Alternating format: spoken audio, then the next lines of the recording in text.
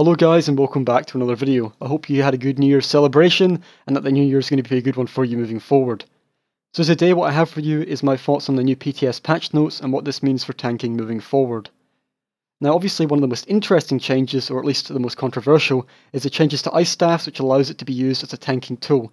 Now if you want to skip right ahead to that, just go ahead and look at the timestamp in the description and you can get to that part if you're just interested in the ins and outs of that, as I have thought about a few builds that could utilise it quite well, at least on paper. Anyways, before we do get to those parts, let's get on with the first change I want to highlight. Now as you'll see here, the Telvar lockboxes are getting changed so that we're now getting drops in weapons and jewellery for every set, which most importantly means that the Powerful Assault set is hopefully going to be dropping in both weapons and jewellery. And at least most certainly jewellery, guaranteed based on the second part which talks about jewellery boxes. Now what does this mean? It means that hopefully we'll be able to see Powerful Assault being used on not only an off-tank, perhaps even a main tank in certain situations, as we'll be able to actually get the 5-piece without having to use medium armor, which obviously is a bad thing for a tank who's looking to tank a lot of damage, because naturally medium armor doesn't lend itself too well to being a sturdy tank. I use sturdy, wrong word, not the trait, but a sort of tankier tank as you're missing out on the heavy armor passives. Moving on, the next change, I guess it would be interesting, is the champion point increase. What does this mean? Well, it means we can assign a few more points into extra reduction, recovery, perhaps a little bit more healing or extra crit to boost our healing, in addition to just making ourselves a little bit more tanky by assigning more points into resistance trees. Obviously, it will depend on what build you're going with. Some builds may even get a little bit more block reduction, but I personally don't use the CP block reduction passive, call it a passive, and if you wanted to see why, you can check out my build videos on that. So the next sort of thing I want to focus on, and we're just glossing over all the sort of homestead related stuff in regards to housing, things like that. If you want to see another video on that, I do recommend doing so. I'm just keeping my sort of focus on tanks, because I'm sure someone else can kind of give you a better overview of the other areas such as DPS as well. Okay, so combat and gameplay. Now one of the changes I've done is edited the way the area effect thresholds work. Now I've noticed here, and because I'm relatively newer, I'm not entirely sure whether the 1-6 change and 7-24 change is going to impact how minor maim is applied. Now if I'm correct, this means that minor maim will only apply to the first 6 targets when you're using something like talons, for example. However, even if I am correct on this, I don't think it's a big deal because we already use Igneous Shield and it only applies to 6 at a time and we just double cast it. So even if that is the case, minor maim can just be a cast twice with no real ramifications, so not really a nerf. I'm just raising it in case that is something that will be changed. In addition, it kind of actually helps out perhaps a little bit with Nightblade tanking, a little bit of a buff. It means our siphoning, our sap essence is going to be doing a little bit more damage, though probably not too meaningful, as obviously the 75 extra, 25% boost on the damage taken is nice within trash packs. One thing that I may say just at a very early stage is if status effects count as secondary effects, this may impact the usefulness of our Ice Staff tanking later on down the line when we talk about it, so just keep that in mind, though once again perhaps just double casting will help alleviate it as we do with Igneous Shields. Another change here is that weapon swapping is now automatically unsheathing your weapon before you perform the swap. Now this could be one of two things.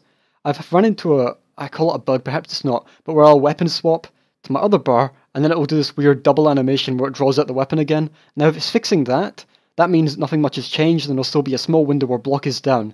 However, if it doesn't mean that, perhaps what it means is that block is going to stay up the entirety of the time when you're weapon swapping and you won't have any issues bar swapping and getting hit by a heavy attack. Now some people have said that this will help us bar swap when we're tanking axes during VAA, for example in the mage fight, though I personally found that even with the block going down for a small amount of time, I have had no issue tanking it, as you just have to pay attention to when the heavy attacks are coming and bar swap in between those heavy attacks to reapply whatever buff you have in your back bar, which is how I do it. However, for those of you that do not like to bar swap during tanking multiple axes in VAA, this could be a useful way for you to feel a little bit safer if it does mean that we're not going to have the issue of block falling off for a long period of time when bar swapping. Now another interesting thing is that they've changed how Elemental Drain is operating, and Minor Magicka Steel is kind of the thing that changes that. So now instead of having to apply elemental damage, we're having a debuff applied to the enemy which is going to restore a flat value of Magicka to the attacker every second. And this is actually, I think, quite important for Ice Staff tanking, and we'll get into that a little bit later, but just to give you a rough insight, basically if we don't have to apply elemental damage all the time to get this Magicka recovery back, or I call it recovery Magicka gain back, this means that actually we could incorporate an interesting tanking build which is not reliant on you doing some kind of pseudo DPS. Another change is the nerf to Major Evasion. Now Major Evasion, a 20% dodge chance was pretty strong, and so by taking it down to 15%, we're reducing its effectiveness by 25%. Now is this a big deal? It's hard to say. Naturally the numbers will have to get crunched as to whether this is, you know, the end of the era of using Major Evasion. However, I'm of the opinion it will still be strong. I think that the buff will still be useful, but the Tavas will suffer a little bit. Now, is this terrible that Tavas is suffering? I don't necessarily think so. I think that if we're... One of the criticisms that Ice Staff tanking has had from the get-go, and I keep on having to talk about it, but it really permeates the whole discussion of this, because naturally if they've implemented it, it would make sense that, you know, certain changes in the PTS patch notes would actually help support this. So if they are nerfing Major Evasion, and Tavas is getting nerfed, it means that we could actually make it so that if we swap to our Ice Staff, we have that as Tavas, and we have our weapons as Tavas. What does this mean? It means that yes, we'd be losing Tavas when we swap to our back bar, but since it's been nerfed a little bit, and we're only using our Ice Staff on our back bar, it's not such a big deal, and naturally we're not going to lose too many procs, so when we swap back to our main bar, which is our Sword and Shield, we'll still be getting the benefit without losing too much, because one of the concerns has been that as we're losing our extra 5-piece benefit, if we're only losing the Tavas benefit, and keep in mind if it's procced already and you bar swap, you're not actually losing anything whatsoever, this could be a useful way for tanks to get around the issue. Now I've just thought about this particular set, though keep in mind other sets could also work out as well, though obviously not Eben. You don't want to put Eben on your weapons if you're going to do the Ice Staff strat, as naturally you'll see health bars rocking up and down all the time. But you could do it with other sets, such as I guess Alkosh, if you were bar swapping very quickly to apply buffs and then going back, and also in trash fights if you were applying certain buffs and then going back to your main bar. So yeah, even though it is a nerf, I think that we'll still see the use of Tavas. I don't think it's going to be dead. We'll still see the use of Major Evasion. Even 15% dodge chance can help save your life in certain scenarios. And even then, just keep in mind that you shouldn't be too dramatic about it. I don't think, at least. I think it'll still be okay. Probably one of the biggest deals, actually, just to briefly say, is that Tavas in a single boss fight where there's not many damaging abilities hitting you at once, will probably see the set fall off substantially. And Tavas might be a set that's only really shining now in multiple fights where you have multiple adds hitting you at once. Alright, Major Force. This is another controversial one. We're seeing now that instead of being multiplicative, we're going to have an additive bonus. What does this mean? Well, if you're not familiar, because it was multiplicative in the past, it meant that we were actually not really getting a pure flat 30% buff to our crit damage. It was a little bit less than that.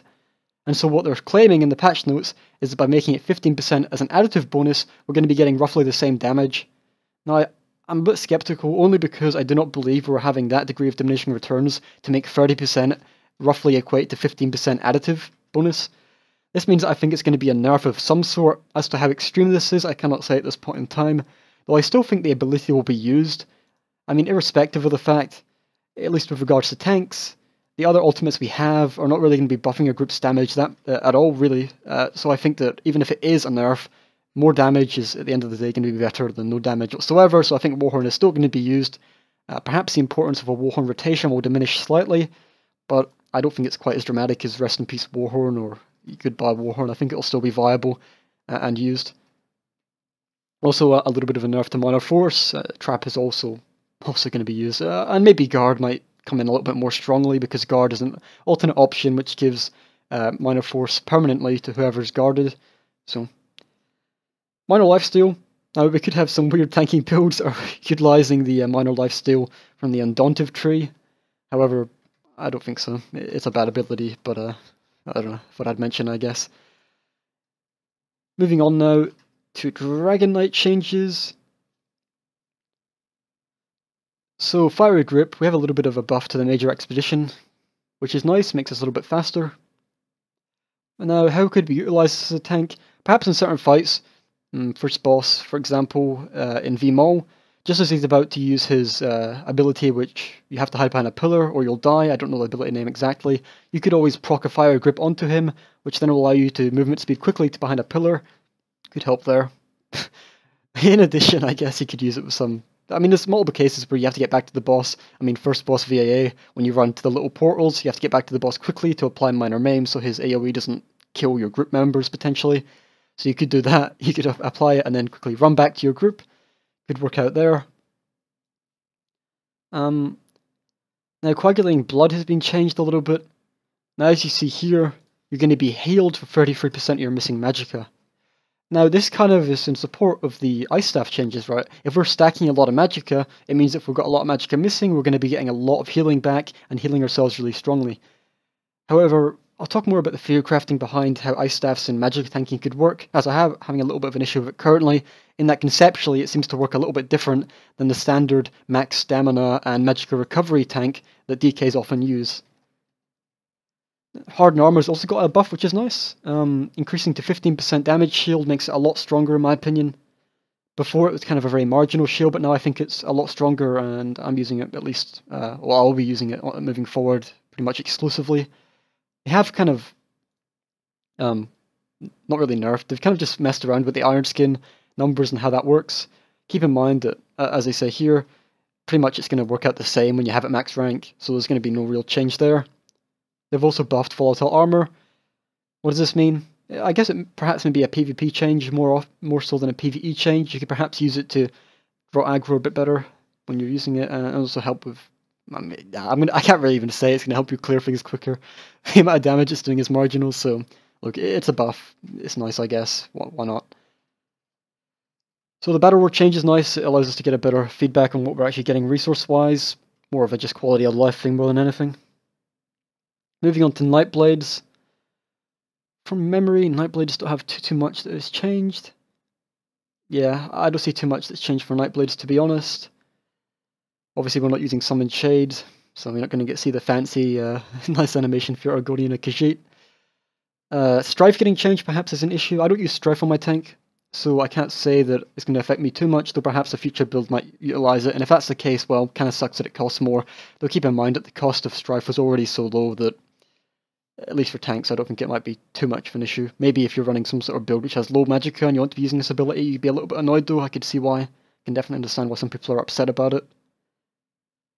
Now, one of the interesting changes to Sorcerer, and this is particularly a niche build that I'm talking about, they've changed the way pets work, in that no longer are they just this horrible squishy entity that's just a pain, honestly, like a complete pain to use.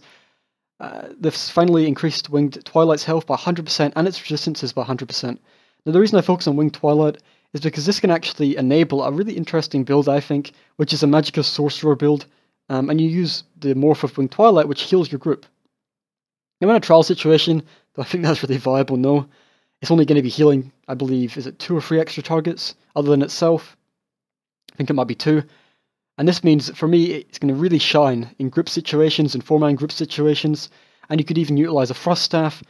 And so because it's so much more tankier, in the past, if you're sort of using this pet, and because it's right beside the tank normally, or at least near, round about the AOE area, it's going to constantly die, and this was a real downside. However, with this change, perhaps you could see a Sorcerer build which is utilizing their self-shield, which also shields pets, meaning that actually we can get really strong heals out to the group without too much worry about having to reapply the pet every time it dies every 5 seconds, as sort of happened in the past.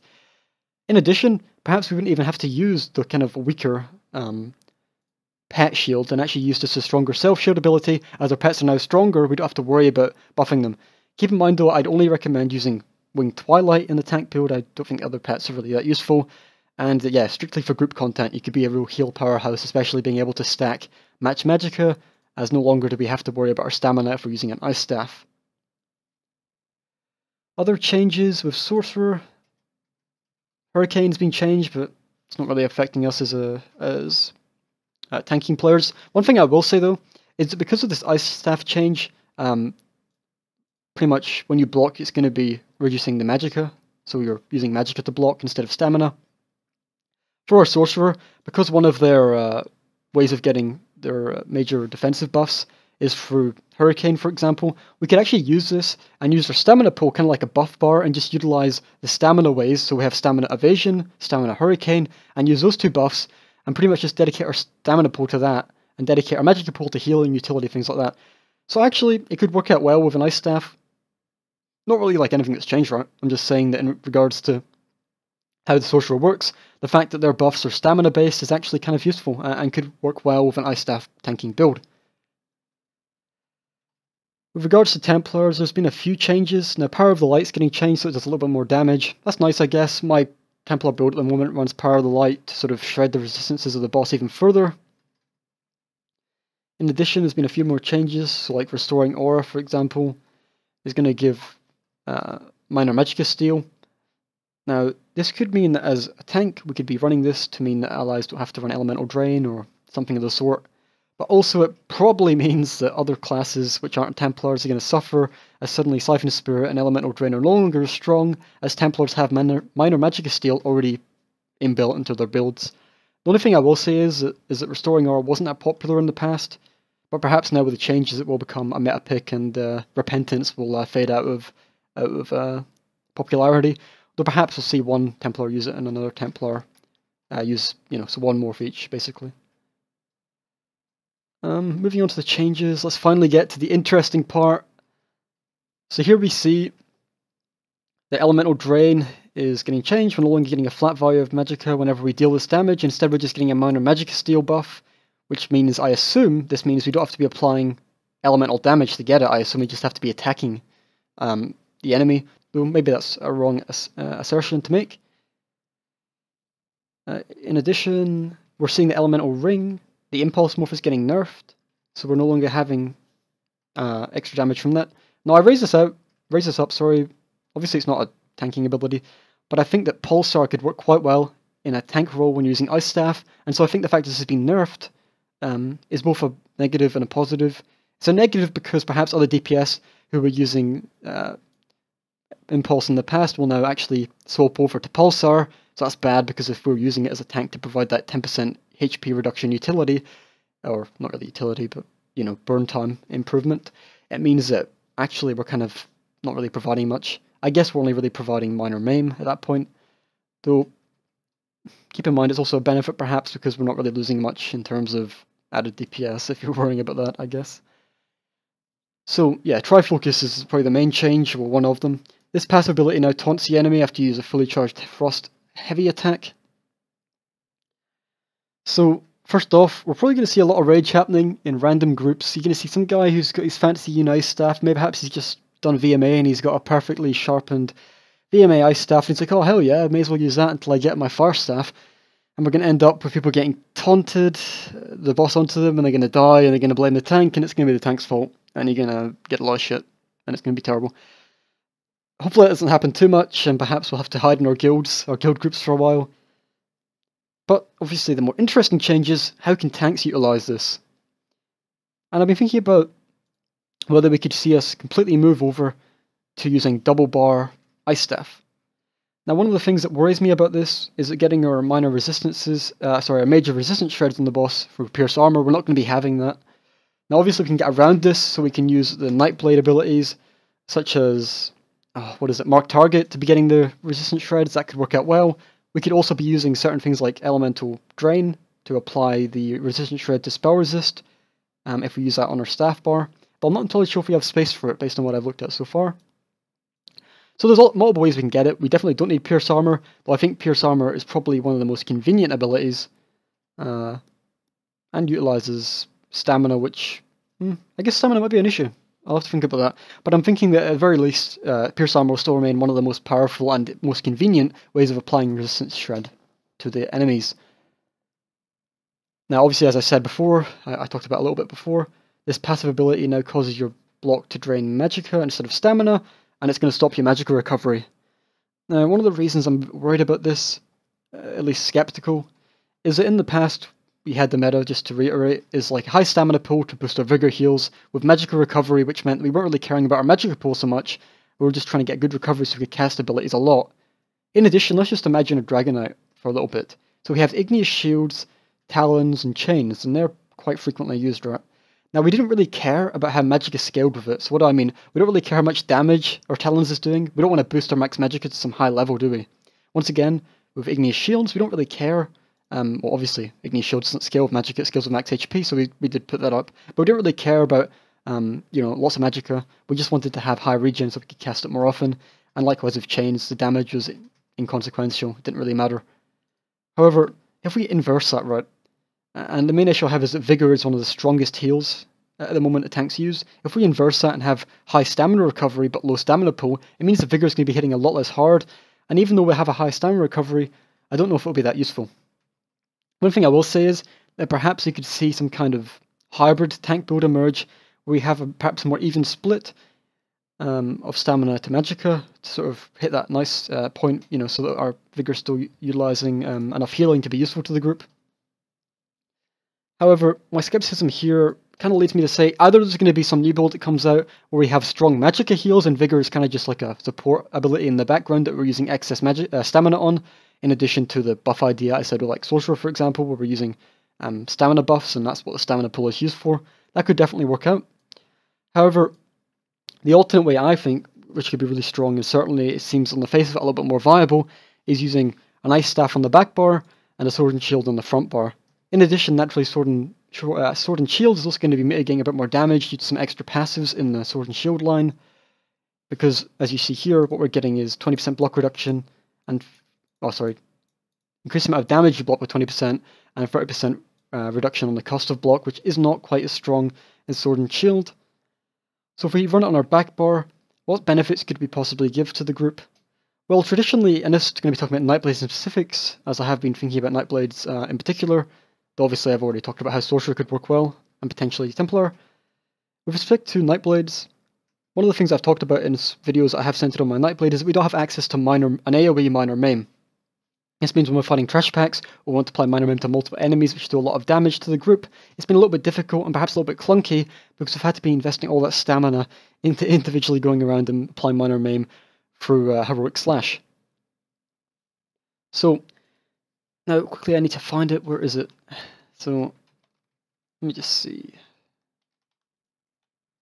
There's the status effects. We'll find it. Okay, here we go. Excellent. So now you'll see here they've changed Chilled, the status effect that we get from using Ice Staff abilities, elemental cold damage. It's now going to apply minor maim to enemies instead of snaring them. That's really huge. This means we could utilize a ability like Pulsar in order to actually apply minor maim to a whole group of enemies. Now obviously it's not going to apply all the time, 100% uptime is not going to occur, but if we're spamming Pulsar in group environments relatively frequently, we could see a situation where we can at least apply minor maim to more enemies than we could do, and perhaps this is further closing the gap between DKs and other tanks. Maybe Talons is becoming less of an important ability as we see this coming into its own. Obviously we're not getting a snare though, which is the only downside to this. Obviously Talons is going to have that snare locking enemies in place, which is always going to be better in that regard. Though for enemies which can't be snared, suddenly Talons doesn't become that impressive, and we can see this as actually being a useful alternative. So that's exciting. In addition, we can also apply it for things like Elemental Blockade, which is a quite a long-lasting one. You put it down, I think it lasts like 7 to 10 seconds off the top of my head. Don't quite remember the timing. But it's a relatively long duration, which means we can apply it and keep on getting that minor maim refreshed constantly. Now, it's not all good though. Unfortunately, yes, doing that and applying minor maim for the cold damage is useful, but the downside is that we're not getting the minor heroism buff from using it on our sword and shield ability, which is Heroic Slash. This means that I really do think you should still be using it, though perhaps the nerfs to Warhorn and things like that might not necessitate you doing that. You could actually perhaps drop Heroic Slash. Now personally I think that even having more ultimate to pop extra magma shells in particular dangerous situations could be useful. And the classic running past the thing I wanted to actually focus on. At least I believe, unless I've... Yeah, I have. Alright, moving back to the destruction staff. That was silly. So anyways, that's what I think about there. Now I actually do want to briefly jump ahead and show you what I've been thinking about in terms of a build, possibly for Nightblade, before things go live, and talk about a bit more things. Is there anything else I've missed with regards to this? I don't believe so. I do want to briefly talk about Force Siphon actually, and Siphoning Spirit. So we see that here it's no longer healing for a flat value, instead it's going to be giving us minor lifesteal.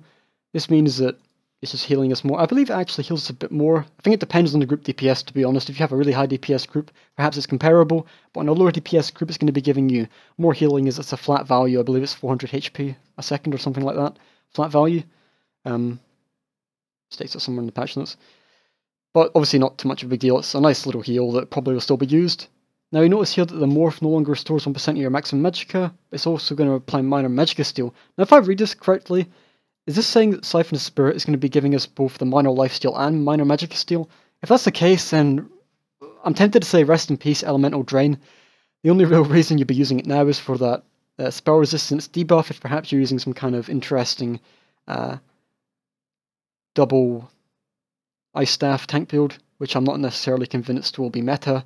I'm convinced that perhaps meta might, or at least more meta accepted, might be the off-bar Ice Staff, front-bar Sword and Board. Anyways, enough of that. Let's hop into discussion regarding what I've actually thought about and a little theory crafting I've done on my Nightblade, and I'll show you some footage for that. Alright guys, finally don't have to look at a wall of text anymore. Moving on to my Nightblade and some theory crafting I've been doing with an Ice Staff potentially that could work out. So just if you're not familiar, very quickly, Pierce Armor, Refreshing Path, Solar Soul, Heroic Slash, Absorb Magic, and Aggressive Warhorn. These are all fairly standard abilities, and I think I'll still be using them in the future, sorry. Naturally, this is a nice little benefit, which I don't think Ice Staff will have, which is just further increasing the amount of damage you can block, and the cost as well. So, you know, in addition, we also have the passives here. Fortress, for example, in addition to Sword and Board, which is going to be helping us reduce our damage. So that's why I believe Sword and Board will still be stronger than an Ice Staff in terms of pure tanking. Anyways, the Ice Staff component. So, my bar here is a little bit different. Now, these will change the same. And actually one of the benefits I've noticed is on my old build, just to sort of, I guess, put it back to what it was before, just to give you some reference if you have looked at my build video on my Nightblade before, is that I was using Inner Fire. As you see here, this is like, just imagine I'm using a Sword and Board. It's pretty much exactly the same. What does this mean? Well, it effectively means that Sword and Board technically wasn't fulfilling any purpose on my back bar, aside from giving me a little bit extra tankiness and block reduction, which Ice Staffs are going to be doing. Now you may have wondered, why did I remove Inner Fire? So heavy attacks on Ice Staffs are going to be taunting enemies. Now, obviously this isn't it's too good in that we're channeling this for ages and we could be getting hit by lots of damage and getting hurt quite badly. However, when can it be used? I believe in situations where perhaps the boss has just done a heavy attack or something damaging, we could actually find a time to apply this to an NPC ad on the outside of the fight. In addition, I've already talked about how orbs can be used to get aggro at range. However, I don't think this will necessarily work all the time. It's going to be something you're going to have to play around with. At the very least, it's a different way that we can actually get taunt and proc our Swarm Mother set. So for example, we could go ahead and it's fully charged, and as it travels, block and it will drag him in straight away. Could work out like that. Also getting initial taunt before we start the fight is going to work out fine with range taunts, so no issue there. However, range taunt is still going to be stronger in situations where we want to keep our block up, we don't want to be channeling, it's still going to be better there. Though in ad fights perhaps, I actually think that removing it in favour of Pulsar, because we don't actually often have to taunt range things, and if we do, it's not that often, so we can get away with heavy attacking, means that in fact we could use something from the destruction line like Pulsar. Now, as we've talked about, Pulsar is great. Using it a few times will apply minor maim to the group, in addition to reducing their health by 10%, which is really strong. Naturally, because it's hitting more, we could actually see ourselves doing a lot of AOE damage while also debuffing and healing the group. By debuffing the group, I meant debuffing the enemies. So, that could work out well. Also talked about the nerf that's happening to Major Evasion, which is nasty. It means Mirage is no longer quite as strong. So it means that even though we're losing out on our Tavas... Oh, and you'll see I've got the nice, perfectly charged Master Ice Staff ready to go. Obviously, we want to get maximum proc rate on that minor maim. Though in reality, defending is probably going to be the best trait for this, especially because it doesn't quite have the same amount of damage reduction that Sword and Board does. So if you can get your hands on a defending Ice Staff, feel free to. Also, I guess the question is, would you want to craft an Ice Staff and make it Tavas, or you want to just use a set one? Now naturally, because it's a Maelstrom, what are we getting? Extra damage from light and heavy attacks? Yeah, look, honestly, probably a crafted one is better, but for a little bit extra damage, and also increase the amount of damage you're going to be doing from a light attack wave. On your Nightblade, it could be good. Another thing to mention as well, yeah, look, so if you're not familiar, and hopefully you are if you've been watching a few of my videos, the siphoning attack technique doesn't work on an Ice Staff. And to be honest, it actually looks quite smooth, to be honest. Block is going up, as you can see here. Block is pretty much all the time. So actually, I'm pretty impressed, to be honest. as to how this interacts. It's not clunky whatsoever. This means that the siphoning attack technique could still work wonders, and one that I would recommend. This guy probably thinks I'm fucking on something at the moment, to be honest. But whatever. Anyways, now alternate abilities you could be slotting in. Elemental Blockade could work as well. We could be applying Elemental Blockade like this, and it's going to last for 8 seconds, so I was roughly right when I guessed before. And we can just apply this to the boss. And also to keep in mind that the Magicka Drain, Minor Magicka Drain, in order to get our Magicka back, we do not need to be hitting the enemy with elemental damage, at least I don't think so. This means that actually we don't have to worry about spamming our elemental abilities to get Magicka back, because obviously if our Magicka is getting drained, we have to think about how are we going to get our Magicka back. So for Nightblades, Minor Magicka Steel is going to give us our Magicka back, Siphoning Strikes is going to give us our Magicka back. So, all is well there. In addition, we could actually try something which is a hybrid build, and imagine this for example. We know Templars traditionally suffer from resource management, same with Sorcerers kind of, in that sometimes channeling the ability, what's it called, Dark Deal I believe, channeling that can sometimes, get us in trouble. So our resource regain is not as strong as Dragon Knights and Nightblades in my opinion. If we went some kind of maybe 50-50 Magicka Stamina hybrid tank build, it could work out quite well. And what you do is you tank on your front bar until your stamina got relatively low, and then swap to this bar until your Magicka got relatively low, and kind of juggle through using different recoveries, kind of juggle back and forth the resources. Maybe not do it a 50-50 juggle, but you can at least get the idea. Maybe a 60-40 or 70-30 juggle, where we're juggling resources and going back and forth, which means that we wouldn't have to worry too much about our resource management, as when we are tanking on one bar, our regeneration, maybe Magicka regeneration, will be kicking in to get our resources back up, and so when we swap, we'll then be having our stamina recovery coming in and getting that back up. Now if we were to go perhaps double Ice Staff, one of the things that Nightblades could utilise is Mark Target. This is going to give us the resistance shreds on them, though as I've already stated, I don't know how well it would go out. We'd be missing out on this buff in particular alongside this ability. Can we get by with it without this? Honestly, testing is going to tell us if we can. If we could get, by without it, what would we actually slot within that ability, to fill these two slots? So, Shadow Cloak, no. Veiled Strike, not really. Dark Shades, no, because we're getting Minor Maim from our Frost passives. I guess we could use... No. I don't know, to be honest, guys. What we could use is potentially something like Bearing Focus for a bit more damage, which equates more healing. I guess we could also think about using the newly, well, if you're not familiar, this is getting buffed to 20-second buff. We could use this for a little bit extra tankiness, and perhaps it would be our stamina dump now that we're using our Magicka to tank with. That could work out. I'm not sure how useful this could be, though probably worth trying out. In addition, it gives us stamina recovery, which is actually kind of useful considering we'll be blocking with ice staffs, meaning our stamina recovery would actually be operating in a normal fashion. So that could actually, come in and take the place of Heroic Slash, Absorb Magic. As to the other ability, I guess you could replace it with, where is it? Support with Guard, perhaps. So there are options actually, thinking about it, though this might be a very interesting and weird build. That's about all there was on the theory crafting side of just what I thought about on my Magicka Nightblade tank so far. Just a few other things. Touched on it already, Circle of Protection is getting buffed. Could see some use, especially because the stamina recovery component of that Circle of Protection is actually useful now that we could tank with an Ice Staff and have our Magicka recovery be the one that's sacrificed, not our stamina recovery. I mean, Blood Altar is getting buffed, kind of. Not useful, Siphon Spirit will just take the place of that. Now, other things that are getting changed, we're seeing the Lady champion system tree, the Unchained passive, which is really nice for tanks. If you got stunned, we could quickly apply heaps of, Pierce Armor, Heroic Slash, things like that, for very little cost. It's getting nerfed. We're only going to have a reduction on one ability, which is a downside. Is it a be-all and end-all? No. It just means that we'll only have one ability, so make sure you apply the one that is of highest cost if possible. I believe the rest of these are just changes to various bosses. So nothing much to hear. They have nerfed some dungeons. The Tank Killer dungeon has finally been nerfed.